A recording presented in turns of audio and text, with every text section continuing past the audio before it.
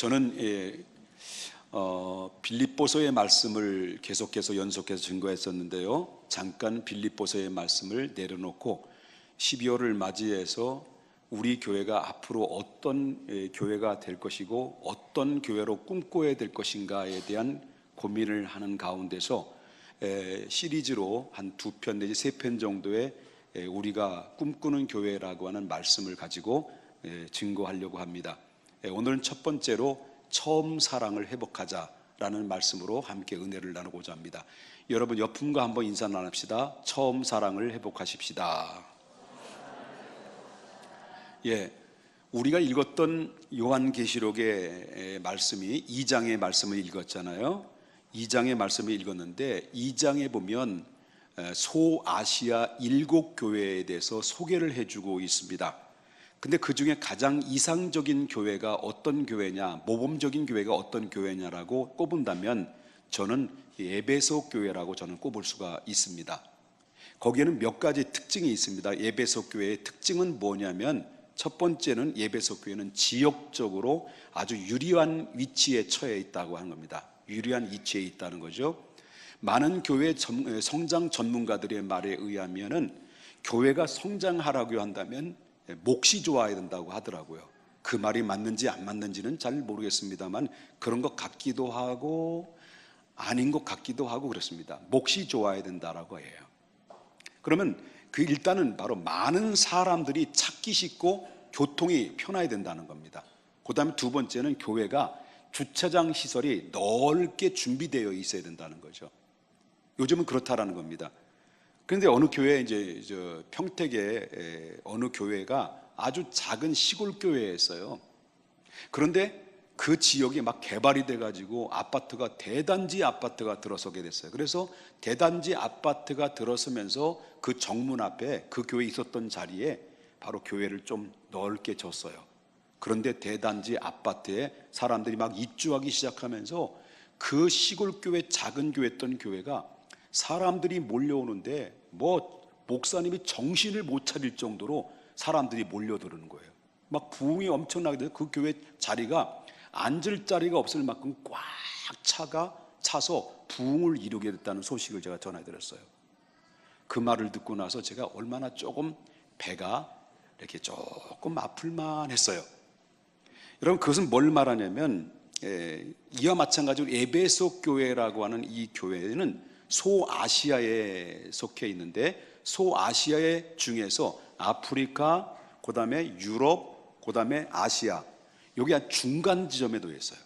이 중간 지점에 놓여 있기 때문에 그래서 이 에베소라는 지역에는 무역과 상업이 아주 활발하게 움직이는 요충지였다라고 말할 수 있다는 거죠. 그래서 이 에베소라는 지역에는 그만큼 사람들이 많이 몰려들고 사람들이 웅장하게 왔다 갔다 하는 아주 활발하게 움직이는 곳이 에베소라는 지역입니다. 그 지역에 에베소 교회가 세워진 거예요. 그럼 에베소 교회를 누가 세웠느냐면은 누가 설립했을까요? 여러분 설교를 계속 얘기했는데도 불구하고 이 이야기 내가 누구라 했잖아요. 그렇습니다. 바울이라는 선생님이 이 에베소라는 지역에 가서 복음을 증거하고 교회를 세웠어요. 그래서 에베소 교회 간판을 세워진 거죠. 그러니 거기다 이 에베소 교회 설립자가 바울이기 때문에 에베소 교회 성도들이 바울에게 성경을 배웠으니 얼마나 잘 배웠겠어요. 그래서 좋은 목사님 밑에서 성경을 배워서 그 에베소 교회는 아주 건강하고 든든하고 정말 행복한 믿음 생활을 할 수 있을 만큼 좋은 환경이 주어진 교회라고 볼 수 있고 정말 모범적인 교회라고 평가를 받는 교회입니다. 그 에베소 교회 특징이 또 하나 있는데 그렇다고 해서 좋은 환경의 입지를 가지고 있다 할지라도 바로 교회는 예전이나 지금이나 할 것 다를 것이 없는 공통적인 것이 바로 뭐냐면 세상으로부터 많은 핍박이 왔다는 거죠. 많은 핍박 중에 있는데도 불구하고 에베소 교회는 꿈쩍하지 않고 흔들리지 아니하고 그 박해와 이 고난 중에서도 그들은 믿음을 지켰어요. 그리고 헌신과 수고와 인내를 아끼지 않고 정말 교회가 한 성도니 한 사람이 함께 모여가지고 똘똘 뭉쳐서 교회를 섬기는 일에 정말 최선을 다하는 교회, 이런 교회가 바로 에베소 교회였다는 겁니다. 교회가 이 박해를 받으면 어떻습니까? 교회가 어려움을 만나면, 시험을 만나게 되면 교회 안에 있는 성도들은 교회를 떠나는 것이 보편적인 그런 상황들이라고 하는 것이죠. 그런데 에베소 교회의 성도들은 정말 그러한 박해 속에서도 불구하고 전혀 흔들리지 않고, 이 박해 속에서도 어떤 어려운 환경 속에서도 잘 견뎌낸, 정말로 단련한 그 정금보다 귀한 믿음으로 굳게 지켰던 이 교회가 에베소 교회라고 하는 겁니다. 또 에베소 교회의 특징이 또 하나 있어요. 특징이, 그건 바로 뭐냐면 지적인 교회다라는 겁니다. 성경적인 말씀의 지식 수준이 상당히 높이 올라와 있는 교회라고 하는 겁니다. 그 교회 설립자가 누구라고요? 바울입니다. 바울에게, 그 훌륭한 바울 밑에서 성경을 배웠으니 여러분 그 성경 공부를 얼마나 잘 배웠겠습니까? 그렇죠? 그렇다고 이렇게 얘기가 나오잖아요. 반응이 나오잖아요. 얼마나 잘 배웠겠습니까? 그러니 이 에베소 교회 성도들은 한 사람 한 사람마다 말씀과 지식으로 잘 무장되어 있는 교회다라고 하는 것입니다. 그렇기 때문에 이단이 들어올 수 없는 거예요. 그때 니골라당들이 막, 니골라당이라는 이단이, 큰 이단이 있었죠. 이단이 교회를 들어오면요, 이 분별하기가 어려운 가운데 있는데, 아주 이단이 들어왔을 때 에베소 교회는 정확하게 분별해서 이단들이 누구인가를 색출을 하는데 아주 기가 막히게 색출을 잘했어요. 분별을 잘했다는 겁니다. 그만큼 지적 능력이 탁월하다는 것을 우리가 보게 된다는 겁니다. 자, 이 정도면은 굉장한 교회잖아요. 좋은 환경에서 어떤 환경과 어떤 핍박과 어려움과 여러 가지 열악한 가운데서 그들은 믿음을 가지고 인내를 가지고 교회를 정말 교회답게, 예배를 예배답게 건강한 교회를 이루었을 뿐만 아니라 이단들이 침투해 들어왔을 때 정확하게 판별해서 그들을 추방시키고 그 교회를 보호할 수 있는 그런 건강한 교회로 이루었다고 한다면요, 정말 그 정도는 대단한 교회다라고 볼 수가 있다는 겁니다.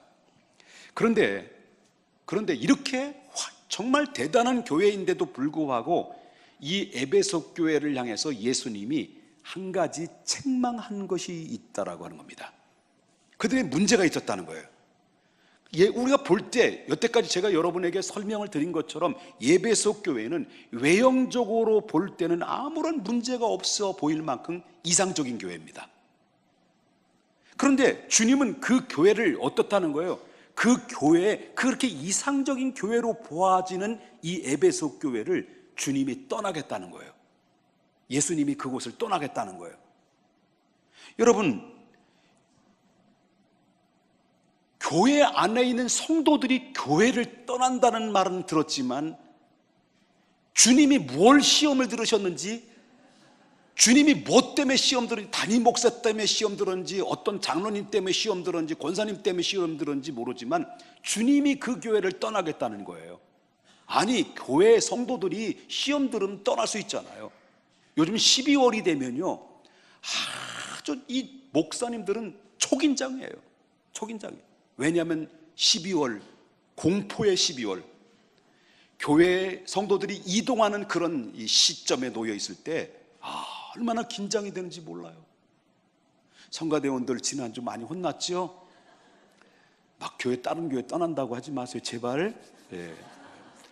미안해요. 잘하자고 그러는 거예요. 자, 그래요. 여러분, 교인들이 교회를 떠나는 건 이해돼도 예수님이 교회를 떠난다는 거예요. 어디 교회? 에베소 교회예요. 에베소 교회는 우리가 볼 때, 외형적으로 볼 때는 참 좋은 교회고 모범적인 교회인데 그 교회를 예수님이 떠나겠다라고 하는 것이죠. 왜 그러실까요? 예수님이 도대체 왜 예수님이 또 교회를 떠난다는 걸까요? 그 이유를 여기 2장 4절에 이야기를 하고 있어요. 2장 4절에 뭐라고 말했습니까? 다 같이 읽어보겠습니다. 시작.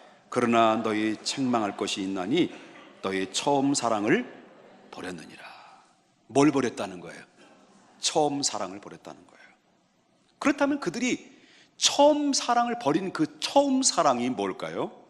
그 처음 사랑은 여러분 아실 겁니다. 이 가시고기라고 하는 영화 한 편을 보신 분이 있을 거예요. 그 영화의 한 편의 마지막 장면을 보게 되면 정말 감동적이고 가슴 아픈 장면을 우리가 봅니다. 사랑하는 아내가 자기를 버리고 그 아들을 버리고 자식을 버리고 다른 남자에게 가버립니다. 다른 남자에게 가버린 그 아내를 바라보면서 가슴이 아프며 마음이 안타까웠던 그 남편은 하나 남겨놓은 그 아들을 아주 정성스럽게 최선을 다해서 그 아들을 잘 키워냅니다. 근데 원치 않게, 그렇게 하나밖에 없는 그 아들이 원치 않게 여러분 백혈병이 걸리고 말아요. 백혈병이 걸리니까 아버지는 그 백혈병을 걸린 그 아들을 위해서 고치기 위해서 무단히 노력을 하는데 자기가 할 수 있는 일은 아무것도 없는 거예요. 왜? 돈이 없고 고칠 수 있는 능력이 없는 거예요. 그러다 고민하다가 여러 가지 백방으로 노력하다가 나중에 결론을 내린 것은 자기의 장기를 팔아가더라도 내 아들을 백혈병을 고쳐야겠다고 해서 병원으로 찾아가서 장기 검사를 했는데 자기도 알지 못했던 충격적인 사실을 의사로부터 전해 듣죠. 그것은 바로 뭐냐면 간암이 걸린 거예요. 간암이 걸려서 온몸에 퍼져 있는 그런 가운데 있었을 때 수술마저도 할 수 없고 장기를 내줄 수도 없고 이런 상황에 놓여 있었다는 상황 속에서 있을 때 아버지는 너무나도 가슴이 아픈 거예요. 내 아들에게, 병든 아들에게 줄 게 아무것도 없구나. 그런 사실을 알았던 그 다른 남자에게 떠난 그 아내가 찾아와서 그 병에 걸린 아들을 데려가겠다는 거죠. 그래서 그 아들을 데려가게 됩니다. 그래서 그 아버지는 어쩔 수 없이 그 아내에게 그 아들을 보내면서 부자지간의 헤어짐에 가슴 찢어지는 그런 아픔과 슬픔을 겪고 있지만 사랑하면서도 그 아들을 떠나보내야 되는 이 장면을 바라보면서 많은 사람들이 그 광경을 보면서 감동을 하죠. 야, 아버지의 마음이 그런 거구나. 아버지의 끈끈한 사랑이 바로 그런 것이구나. 여러분, 이것을 보면서 우리는 뭘 느낄 수 있습니까? 정말 주님과 우리와의 사랑의 관계는 어떤 관계일까요? 하나님이 여러분을 향한 사랑, 여러분이 하나님을 향한 사랑은 과연 어떤 사랑일까요? 여러분, 이 사랑은 단순히 장기를 하나 떼어주는 사랑일까요? 이 사랑은 단순히 장기를 하나를 떼어주는 그 떼어주는 사랑이 아니라는 것입니다. 하나님이 우리를 향한 사랑은 정말 우리를 위해서 당신의 몸을 고통 가운데 십자가의 몸에 완전히 당신의 몸을 내던져서 그리고 그 대신 우리를 대신 살려내신 그 사랑이라고 하는 겁니다. 그래서 여러분, 요한복음 3장 16절에 뭐라고 말합니까? 하나님이 세상을 이처럼 사랑하사. 이처럼. 누굴 주셨다는 거예요?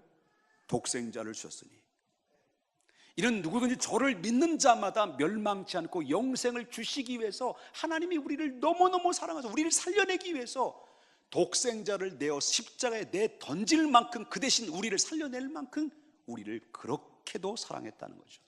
장기를 하나 떼주는 거? 그게 아니에요. 당신의 몸을 전부 주신 거예요. 전부 주신 거예요. 하나님이 우리를 얼마나 사랑했습니까? 우리는 다 양 같다고 그랬습니다.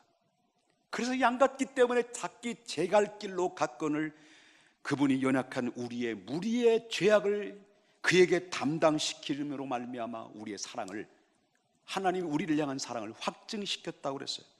그래서 예수님께서 십자가상에서 못 박혀 달려 마지막 운명하시기 직전에 외쳤던 말이 뭐냐면 데텔레스타이, 데텔레스타이, 내가 다 이루었도다. 하나님의 사랑이 십자가상에서 다 이루어짐으로 말미암아 누구든지 예수 믿으면 멸망치 않고 영생을 얻을 수 있는 길이 열려졌도다. 하나님이 나를 이렇게 엘리 라마 사막다니, 하나님이 나를 이렇게 버려서라도 하나님의 사람들을 이렇게 사랑하신 겁니까? 라고 예수님께서 외쳤던 그 외침은 바로 하나님이 여러분을 향한 그 사랑의 외침이라는 것을 성경에서 그렇게 외쳤던 주님의 음성인 것입니다. 장기를 하나 떼준 게 아닙니다. 전부를 주신 것이, 우리를 살리기 위해서, 여호와 여러분이 영원한 삶을 얻게 하기 위해서 전부를 주신 분이 누구시냐? 예수 그리스도라고 하는 거예요. 나 같은 죄인 살리신 주님의 은혜라. 잃었던 생명 찾았고 광명을 얻었네. 여러분, 그분의 사랑 때문에 잃었던 생명을 얻은 자가 저와 여러분이에요. 그분의 사랑 때문에 우리의 광명을 찾은 자가 저와 여러분이에요. 그래서 주님께서 이렇게 얘기합니다. 누구든지 내 말을 듣고 내가 너희를 이렇게 사랑한다는 이 사랑의 고백을 듣고 나를 믿는 자를, 나를 보내신 자를 믿는다면 영생을 얻었고 심판에 이르지 않아야 하느니 사망에서 생명으로 옮겨졌느니라 했습니다. 로마서 8장 1절부터 2절에 말하기를 뭐라고 말합니까? 그러므로 이제는 그리스도 예수 안에 있는 자들에게는 결코 정죄함이 없나니 이는 그리스도 예수 안에서 성령의 생명의 법이 너의 죄와 사망의 법에서 너를 해방했느니라 그랬습니다. 첫사랑이 뭘까요, 여러분요?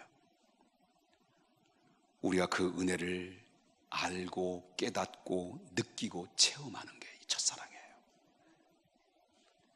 그러나 만약에 이런 처음 사랑을 내 마음속에 사라졌다? 하나님이 그렇게 처음 사랑이었던 그 사랑이 내 안에, 그 감정, 그 기쁨, 그 하나님 평안이 내 안에 하나씩 하나씩 사라져갈 때 예수님은 더 이상 그 안에 존재할 이유가 없는 거죠. 그래서 하나님의 은혜가 떠나는 겁니다. 에베소 교회를 향해서 말하는 건 내가 너희 교회를 떠나겠다는 이야기는 내 안에 처음 사랑이 사라졌기에 더 이상 존재할 이유가 사라졌다는 거예요. 은혜가 사라졌다는 거예요. 그래서 하나님의 은혜가 떠나는 거예요. 우리가 하나님의 말씀을 들어도 은혜가 왜 안 됩니까? 여러분, 교회 와서 나와서 하나님 앞에 예배를 드리는데도 왜 기쁨이 없습니까? 감격이 없습니까? 봉사를 하는데 왜 부담으로 찾아옵니까? 예배가 왜 자꾸 부담으로 찾아옵니까? 왜 예배가 의무로 찾아옵니까? 봉사가 왜 의무로 찾아옵니까? 그 의무가 되는 이유는 사명이 아니라 의무가 된다는 것은 그만큼 내 속에서 처음 사랑이 사라졌다는 겁니다. 여러분, 우리가 가장 신앙생활하면서 두려워해야 될 게 뭐냐면 우리가 섬기는 교회에 주님이 떠나가는 겁니다. 우리 교회에 주님이 안 계시면 아무런 소용이 없는 거예요. 내 마음, 내 심령 복판에 주님이 안 계신다고 한다면 아무런 소용이 없는 거예요. 아무리 교회가 크고 훌륭한 목사님이 있다 할지라도 교회가 전통이 있고 신앙이 있고 수고가 있고 인내가 있고 헌신과 땀이 있어도 교회가 브랜드의 가치의 명문교회라고 평가를 받는 교회라고 할지라도 그곳에 주님이 계시지 않는다면 그야말로 그 교회는 생명을 모두 잃어버린 교회인 것입니다. 다 가졌어도 화려한 궁전처럼 아름답게 교회를 줬어도 주님이 그곳에 안 계시면 모두 잃어버린 겁니다. 그러나 비록 힘들고 어려운 아주 작은 교회일지라도 바로 그것이 주님이 계신다고 한다면 그 교회는 여전히 살아있는 교회인 거예요. 내 신앙생활의 위기는 언제 찾아옵니까? 저와 여러분의 여러분 신앙생활에서 위기를 언제 찾아왔다고 생각합니까? 여러분, 주님이 내 곁에 떠날 때, 주님은 우리의 가정을 떠날 때 우리의 가정이 무너질 수도 있고 내 신앙은 무너지는 거예요. 우리가 두려워해야 될 것이 뭐냐면, 가장 두려운 중에 두려워해야 될 게 바로 뭐냐면 내가 변질되는 겁니다. 내가 변화되는 겁니다. 변화가 돼야 되는데 변질되는 거예요. 우리 주님은 우리에게 요구하는 것은 변화를 이루기를 원해요. 근데 우린 자꾸 변질돼요. 우리가 처음 주님 만났을 때 어떤 마음이었을까요? 주님 한 분만으로 내 인생이 만족했어요. 다른 어떤 것보다도 주님이 최우선순위였어요. 근데 주님께서 나를 위해서 죽으시고 또 내 죄를 사해 주시고 영생을 주시고 구속의 은혜를 주셨다는 사실 하나 때문에 여러분 시간을 드리고 물질을 드리고 그리고 하나님 앞에 이웃을 향해서 도움의 손길을 들고 전도를 하고 그리고 정말 사망의 음침한 골짜기로 가는 저 믿지 않는 불쌍한 사람들을 바라볼 때마다 그 사람들이 눈에 거슬리고 불쌍히 여기는 마음이 들었어요. 왜 그렇습니까? 우리 안에 뭐가 있기 때문에, 예수님 사랑이 그대로 남아있기 때문에. 그런데 말입니다, 어느덧 시간의 세월이 지나다 보니까 그 감정이 사라져요. 처음 사랑이 서서히 식어지면서 이제 주님이 나에게 물질을 주시는 주님으로, 주님이 나에게 내 기도를 들어주시는 주님으로, 내가 원하는 그 축복을 주시는 주님으로, 물질을 주시느냐, 주님이 물질을 주시느냐 안 주느냐, 하나님이 내 기도를 들어주시느냐 안 들어주시느냐, 하나님이 내 요구한 만큼 하나님이 축복해 주시느냐 안 하느냐에 따라서 바로 주님을 사랑하게 되는 조건이 붙여지는 경우가 있습니다. 이렇게 자꾸 바뀌어지게 되는 거죠. 주님은 계속해서 여러분을 향해서, 주님은 여러분을 만나기를 원하셔요. 주님은 우리와 대화를 나누기를 원합니다. 그런데 우리는 어느덧 기도하는 것이 의무가 되어져 버리고, 말씀보다는 말씀 보는 것이 귀찮게 여겨지고 짐으로 다가온다는 것입니다. 이게 바로 우리가 변질된 영적인 상태를 이해하고 있습니다. 에베소 교회를 향한 주님의 음성이 바로 그겁니다. 어쩌면 한국 교회에서 들려주시는 그 음성이 바로 그거일 것입니다. 처음 사랑을 잃어버린다. 그래서 난 내 교회를, 너의 교회를 떠나겠다는 이 말은 정말 두려운 말이라고 하는 겁니다. 그렇다면 처음 사랑을 어떻게 회복할 수 있을까요? 바로 5절에 나오는 말씀을 한번 보겠습니다. 처음 사랑을 어떻게 회복할 것인가? 다 같이 한번 읽어볼까요? 시작. 그러므로 어디서 떨어진 것을 우리가 생각하고 회개하여 처음 행위를 가지라. 할렐루야. 여기 보면 생각하라, 그 다음에 뭐 나와요? 회개하라, 그 다음에 뭐 나와요? 처음 행위를 가지라 합니다. 이 세 개 동사가 나옵니다. 어떤 사람이 처음 사랑에서 멀어질 가능성이 높을까요? 교회 안에 사람들이 많이 있지만 어떤 성도가 처음 사랑에서 멀어질 가능성이 있을까요? 여러분, 남들 보기에 신앙이 없는 사람이 넘어지기 쉽습니까? 신앙이 좋다라고 하는 사람이 넘어지기 쉽습니까?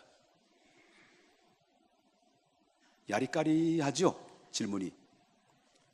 여러분, 교회 성경을 모르는 사람이, 쉽게 말합니다, 누가 교회 안에서 시험이 잘 들까요? 신앙이 없는 사람이, 초신자가 시험이 잘 들까요? 신앙이 좋다라고 하는 기존 신자들이 시험이 잘 들까요? 초신자는 왜 시험이 안 들까요? 몰라서. 시험이 뭔지도 몰라요. 근데 시험에도 너무 잘하니까 끄떡하면 나 시험 들었다는 거예요. 누가? 오래된 신앙자들이. 여러분, 누가 시험이 들까요? 성경을 모르는 사람이 시험 잘 들을까요? 성경을 잘 아는 사람이 시험 잘 들을까요? 잘 아는 사람.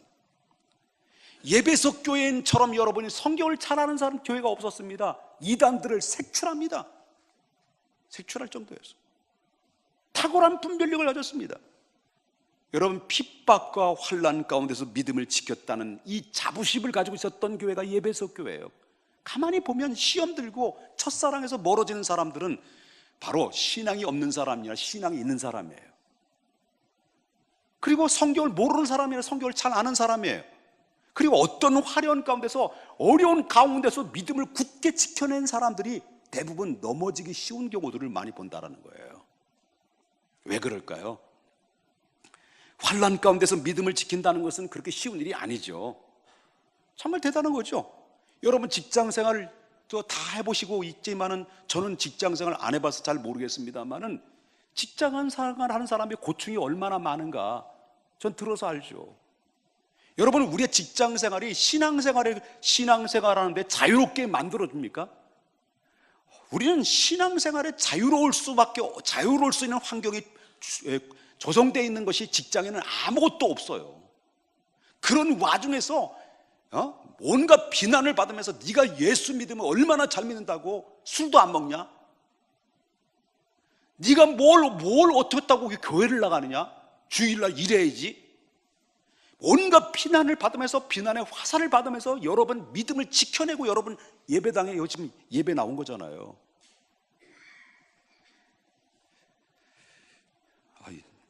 별로 안 힘들구나 여러분들은요. 나만 힘든 줄 알고 있었어요. 착각했었네요. 자, 이런 가운데서 보면 힘들고 어려운 가운데서 나와서 예배 드리는 모습을 보면 정말 저와 여러분이 존경스러운 거예요. 그리고 고마운 거예요. 목사 입장에서 볼 때. 그럼 제가 여러분에게 박수를 쳐드릴 테니까 여러분 박수를 받으세요.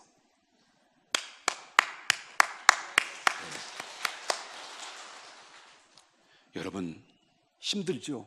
어렵지요? 그런 가운데서 여러분 믿음을 지키라는 것은 정말 여러분 존경받을 사람입니다. 여러분들 위로하고 격려를 드립니다.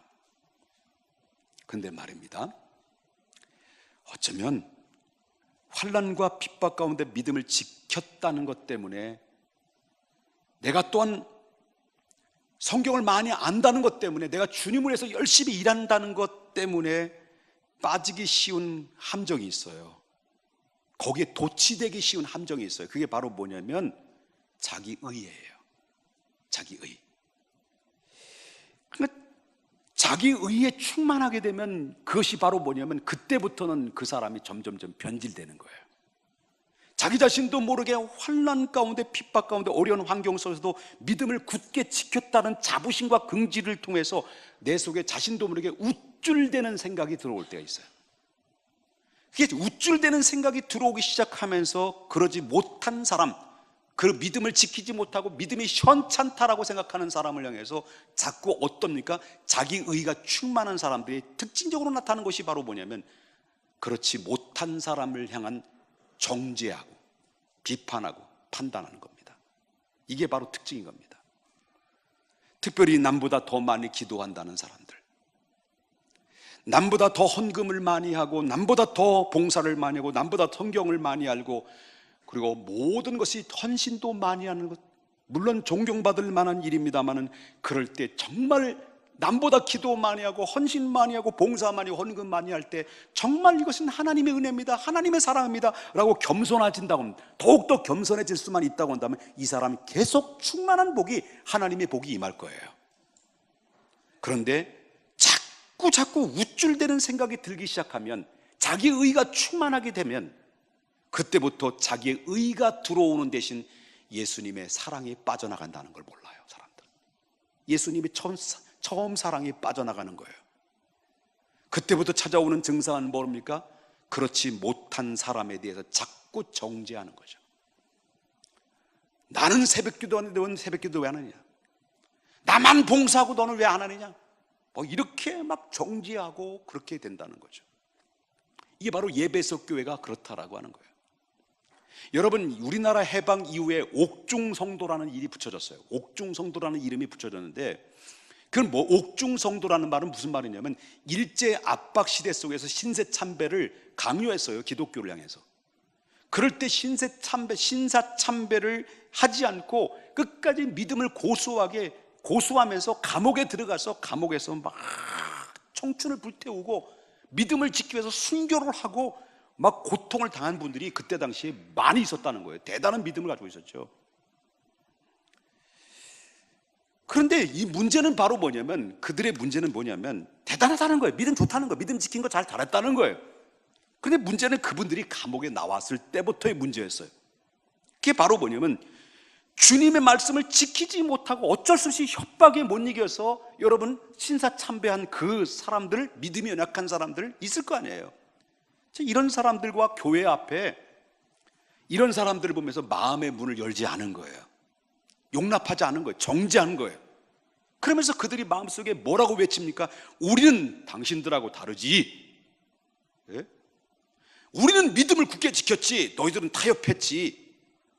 그러므로 말미암아 당신들과 함께 목회할 수 없어, 당신들과 함께 할 수 없어. 그래서 자기들끼리 바로 감옥에서, 옥중 감옥에서 믿음을 지켜낸 사람들끼리 모여들기 시작한 사람들이 바로 뭐냐면 고려파요 재건파들이었습니다. 절대 타협할 수 없다는 거예요. 이 버러지 같은 인생들, 타협한 인생들, 그걸 정지하고, 그래서 그래서 한국교회 교단이 그때부터 분열되기 시작하면서 분열된 조장이 바로 그때부터 시작됐다는 거죠. 생각해 봐야 됩니다. 우리가 자랑할 것, 우리 교회가 자랑하는 것 때문에 첫사랑을 잃어버린 것이 아닌지를 생각해 봐야 됩니다. 신앙생활을 오래 하면 오래 할수록 거기에 함정에 빠질 수 있는 것이 바로 뭐냐면, 바로 그 주님이 내 곁을 떠난다면 주님이 떠난 허울 좋은 것은 소용이 없는 거예요. 그렇다면 바로 예배석 교회에서 처방한 내용이 뭘까요? 이 문제를 해결할 수 있는 해결이 뭘까요? 주님이 내린 처방이 뭘까요? 저와 여러분이 이 문제에서 벗어날 수 있는 길이 뭘까요? 더욱더 겸손함 속에서 더 축복받고 기쁘고 행복한 미래를 보장받는 하나님의 사람으로 쓰임받기를 원한다면 이 말씀 들어야 됩니다. 그것이 바로 뭐냐면 2장 7절에 나오는 말씀입니다. 귀 있는 자는 누구의 소리를 들으라는 겁니까? 성령의 교회들에게 하시는 말씀을 들으라는 겁니다. 교회를 향해서 들려오는 소리가 크게 두 가지가 들려와요. 오늘 저와 여러분에게 들려지는 교회 안에서 들려오는 소리가 크게 두 가지가 들려오는데, 첫 번째는 세상에서 교회를 향해서 들려오는 소리 있습니다. 세상에서 교회를 향해서 들려오는 소리, 그 다음에 하나님의 말씀을 통해서 교회 강단을 통해서 들려오는 하나님의 음성의 소리가 있습니다. 여러분, 성령은 교회에게 하시는 말씀이 뭘까요? 성령은 여러분들에게 주시는 말씀이 무엇일까요? 여러분을 통해서 하나님이 주의 종의 말씀을 통해 주시는 것은 바로 뭐냐면, 성령의 음성은 위로의 말씀, 격려의 말씀, 권면의 말씀, 사명에 불을 붙여주는 말씀, 낙심하지 않고 일으켜 세우시는 말씀입니다. 그런데 우리에게 더 민감한 것이 뭡니까? 자기가 자기에게 들려오는 소리입니다. 다시 말하면 자기가 자기에게 들리는 소리입니다. 자기가 자기에 들리는 소리가 뭘까요? 그렇지, 내 팔자가 뭐 그렇지. 자기에게 뭡니까? 자꾸 뭐라고 말합니까? 내 팔자, 더러운 팔자, 팔자 타령하는 겁니다. 또 뭡니까? 이젠 다 늙었어. 이젠 뭐 할 수 있는 것은 아무것도 없어. 난 인생 다 꽝이야. 하도 이제 늙었다니까, 난 교회에서도 늙었다고 그러니까 아무것도 안 하려는 거예요. 기도도 안 하려고 하고, 이건 살았는데 이것조차도 안 하려고 하니까 이제 늙었어. 하도 난 늙었다고 그러니까 교회에서 아무것도 안 하려고 하니까, 그래서 하도 화가 나가지고 나온 노래가 있잖아요. 내 나이가 어때서 사랑하기 딱 좋은 나이인데, 이런 노래 있잖아요. 근데 이거를 바꿔야 돼. 내 나이가 어때서 예수 믿기 딱 좋은 나이인데. 우리가 예수 믿기 딱 좋은 나이에 지금 우리가 하나님 앞에 얼마나 복 있는 사람입니까? 100년을 살아도 50년을 살아도 우리 인생은 바로 하나님 앞에 기쁘고 즐겁고 행복하게 살 수 있도록 하신 것이 성령께서 우리에게 주신 하나님의 음성입니다. 여러분, 우리 한번 옆에 분 인사합시다. 예수 믿기 딱 좋은 나이예요. 여러분, 사람들이 자꾸 소식이 들려와요. 내 마음의 음성이, 내가 공부하면 뭐냐? 박사학위 받으면 뭐냐? 세상이 학연, 지연, 아무리 실력 있어도 대접받지 못한 이 사회에서 살아남을 이유가 뭐냐? 에라, 될 대로 되라. 여러분, 세상에서 들려오는 소리들, 뉴스를 보십시오. 전부 다 정치는 어떻고, 누가 사고 났고, 누가 죽었고, 연예인이 마약하고, 뭐 이런 소리, 누가 바람 났고, 간통법 폐지할 거냐, 아니면 낙태죄 폐지할 거냐, 막 이런 소리 막 들려오고, 여러분 얼마나 열받치게 만든 소리 들려옵니까? 근데 성령의 음성은 우리를 살려내는 음성이 들려요. 자꾸 들어야 됩니다. 그럴 때 여러분, 우리가 귀를 기울여야 될 것이 바로 내가 살 수 있는 길을, 숨이 팍 터지고 기쁨이 넘치고 평화로다, 하늘에서 내려온 참된 평화의 삶을 살기를 원한다고 한다면요, 우린 민감한 귀를 열어서 누구의 음성을 들어야 됩니까? 성령의 음성을 들을 때 사는 길이에요. 마지막 이 시대는 그 길밖에 없어요. 사이는 유일한 통로와 매개치는 주님의 음성을 듣는 것입니다. 주님의 음성을 들을 때 뭐가 일어납니까? 회복의 역사가 일어납니다. 형 에서의 낯을 피하여 정말로 먼 타국의 길을 향해 갈 때 자기는 혼자인 줄 알았는데 주님이 그곳에 나타나셔서 주님의 음성을 들었습니다. 주님 그 음성을 들었더니 야곱은 주님 나 혼자인 줄 알았더니 주님 내 곁에 주님이 계셨군요.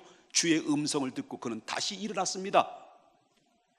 여러분, 엘리야가 이세벨의 칼을 피해요. 먼 밑으로 내려 땅이 꺼져 내려가서 엠마오로, 다시 말한다면 어디로 왔습니까? 로뎀나무 그늘에서 하나님 나 죽고 싶습니다. 나 혼자입니다. 할 때 그때 주님이 찾아서 주님의 음성이 들려주시죠.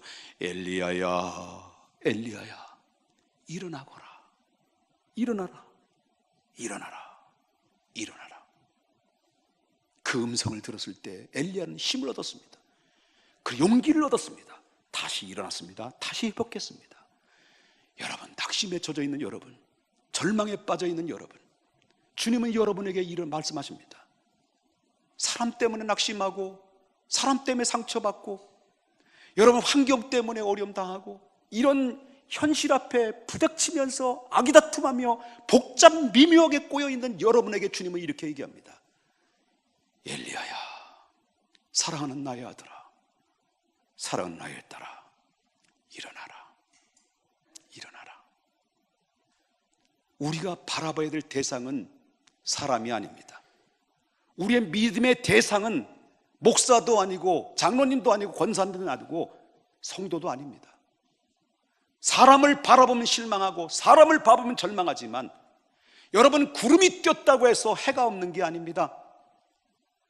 사람이 더럽게 산다고 해서 살아계신 하나님이 죽은 사람이 아닙니다라는 거죠.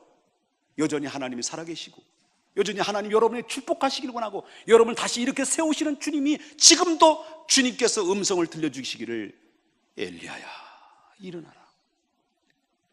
예수님이 십자가 죽었다는 소식을 듣고 엠마오로 내려가는 두 제자를 향해서 부활하신 주님이 그에게 찾아가서 주의 말씀을 풀어줍니다. 주의 말씀을, 음성을 들려줬을 때 엘리야, 그 엠마오로 내려간 두 제자가 주님의 음성을 듣고 나중에 어떻습니까? 야, 주님의 음성을 들을 때 너 마음이 뜨겁지 않았었냐? 뜨거웠어. 너는, 나도 뜨거웠어. 그들의 주의 음성을 들었을 때 절망과 좌절의 늪에서 다시 일어서게 했고 주님을 바라보게 하고 소망을 갖게 했고 회복하게 했었던 것은 주님의 그 말씀을 풀어줬을 때 그들의 마음이 뜨거워졌고 회복해졌고 그들이 다시 한번 살아나는 놀라운 회복의 역사가 일어나게 됐다는 것이죠. 여러분, 들려오는 소리들은 너무 부정적인 소리 속에 들려오는데 우리를 움직이고 우리를 역동적으로 움직이게만 하는 살아 역사는 하나님의 음성 앞에 여러분 귀 기울여서 첫사랑을 회복하며 정말 하나님 앞에 내 미래가 보장받을 수 있는 미래로, 확실한 미래를 향해서 달려가는 저와 여러분이 될 수 있기를 주님의 이름으로 축복합니다.